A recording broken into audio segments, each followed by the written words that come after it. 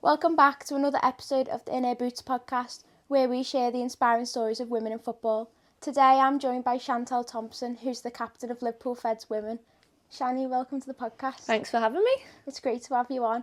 So we'll start off, how did you get involved in football? I think my dad was a massive football fan, and just started playing in the garden, and then I think there was some trials for like Everton, and then went down, and then the rest is kind of history. Yeah, started off there and not looked back since. What was it like, obviously joining like the likes of Everton and the academies then? Yeah, I think you probably back then you don't really understand it really because it wasn't as big as it is now. But yeah, it was an unreal experience to be at somewhere like that at that age. So yeah, it set me up for a good career. Yeah, so obviously what did you learn from that experience, obviously at that age? Do you think it's helped you now? Yeah, definitely. Being in that environment, getting that coaching, and having that like professional side of it at such a young age, kind of it builds you for your career. So yeah, I think it was really helpful. So then where did you go after that? So I was there, I can't remember when it was, maybe about 10, 11. Then I went to Man United, was there a couple of years actually, probably till I was 14. And then they got rid of the women's team. So I was playing in the women's team when I was 14, actually in the league that Feds are in now. And then we got a letter in the post saying, we had a game on Sunday, I think we got a letter in the post on the Thursday saying that they were disbanding the women's team. And that was it. What was it like hearing that news? Yeah, obviously, it must have been really shocking because obviously if that happened now, yeah, you wouldn't believe it. If it happened now, it'd be all over social media, everyone would be causing uproar. But obviously you didn't really have that back then. So yeah, it was just crazy just getting it. And then we were expected to go and play the match on Sunday, and deal with it. And that was it. There was no going back. There was no discussions. It was final, find another club. And that's kind of when I came back to Everton for a bit, and then kind of it was getting to that. I was like 18, didn't really know what I was doing. Probably the time that I was putting into football probably wasn't getting what I wanted back because, like I said, back then, it's not anything like it is now. So I thought, yeah, I'm just going to go and play with my mates at Feds, and that was it. Yeah, so obviously I know Feds is like a home, isn't it, really? So what's your favourite thing about Feds and what made you join and obviously find Feds as your home? I think I knew a couple of people who were playing, and my best mate, Amy Seagrave, she joined, and I was like, oh, go on, I'll just follow her and see how it goes. And then, it's just, I've made, not even just friends, I've made family there. Like, I count people at the club as family now. They've been part of my life, over half of my life, do you know what I mean? So, yeah, I just love that kind of environment that it has, and still, where we've got today, playing quality football, so it's good. Yeah, so I know you've obviously been at the Feds for like over 13 years now, nearly. Yeah, and obviously show you've me age. captained them for like 8 years. Yeah. What's it been like, obviously captaining them in particular? Yeah, it's hard to put into words really, but probably just proud just describes it. Being able to go up the leagues, especially that promotion season to get into Tier 3, that was something that I'll never ever forget. Those memories, and be able to be captain of that team as well and lift that trophy that we waited for so long.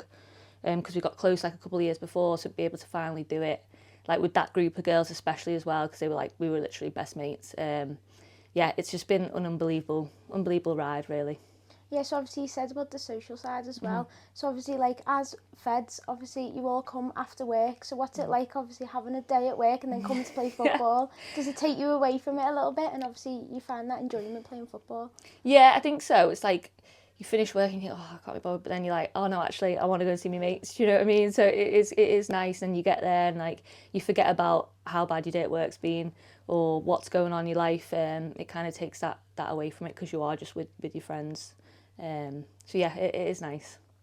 So obviously touching on obviously you play against semi-professional and professional teams. What's it like being, obviously Feds is like a little club compared to them, and obviously the support the gap is massive, and obviously it's something that needs addressing and like changing obviously in these levels. There's got to be some support from somewhere that needs to feed down.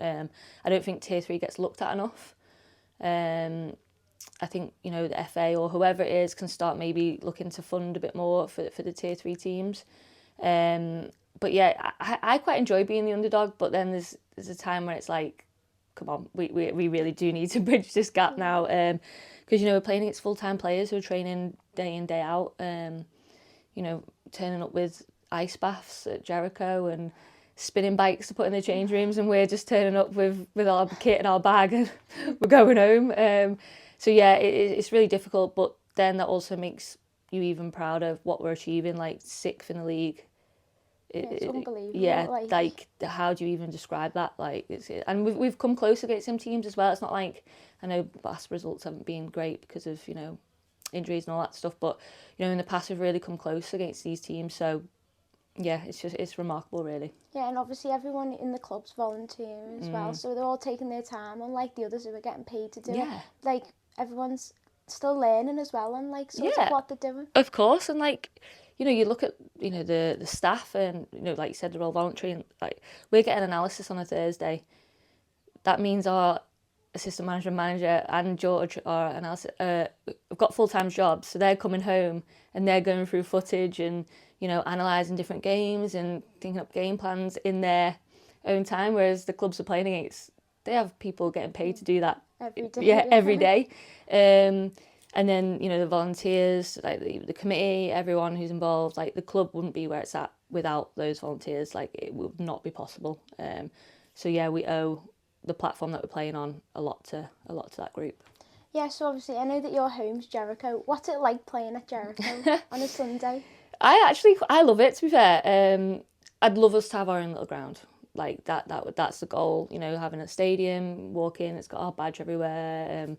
But I like Jericho. I like to call it home. We train there, so we get used to the pitch. And it is home. Like, and not many teams like coming there and playing us there. They find the pitch quite tight, because the fans and the barriers quite close to the pitch. You know, and the big teams, whenever they're doing their post match interview, they're always talking about coming to Jericho is a really hard place to come. So yeah, I quite like it. It's been kind of known as a little fortress now, so it's been good. Yeah, so obviously looking ahead to the future, what do you think is the big goal for the Feds, and like how can we sort of like help promote that and sort of help the Feds? I think it's difficult, isn't it? Because I think realistic goal is, if we're looking at a club like ours now, the realistic goal is we have to just stay in Tier 3 and try and achieve what we keep achieving, you know, year after year, and see where it gets us. Goal that I'd love us to achieve is to really, really compete up there and really, really get this funding and the backing, and, you know, look at the potential we've got. Like, we're 6th in this league. Like, imagine if we had that funding and the resources, like, where could we actually get to? So that would be like a goal of mine, but it's hard. Money talks, unfortunately, and it doesn't grow on trees. So it's like, we need to get it out there. We need to try and find investors or someone who could see the potential of this club and take it to where it could go. Yeah, obviously looking across like the history of women's football, how do you think it's grown? Obviously from back then to now, it definitely has grown, but there's still loads of room for improvement in areas. I think, well, especially I think because this is going to show my age now, but I've played in that era where it wasn't where it is now, so it's been quite nice, and I probably have seen the changes here and there, and it's gone massive, but there is still so much room for improvement. I think occasionally it could move. It might be moving quicker than what it should be. I think the foundations really need to be put in, and the support from lower league, because what you don't want is the WSL and Championship. Yeah, that might be thriving, but if the pyramids below are getting left behind, you're going to have no structure. You're not going to have places for these kids and girls. You need that development right through. Yeah, exactly. For like them to come through. Yeah. If you haven't got even with grassroots, like if grassroots didn't exist, there wouldn't be a WSL. Yeah, that's what I mean. So, you know, that can't be forgotten, that the pyramid, and sometimes it is, and it might start to, you know, keep, you know, with how big women's football is. So yeah, I think that's just a key thing, that we need to make sure there's still a platform for girls to play at. Yeah. What piece of advice would you give to someone playing football?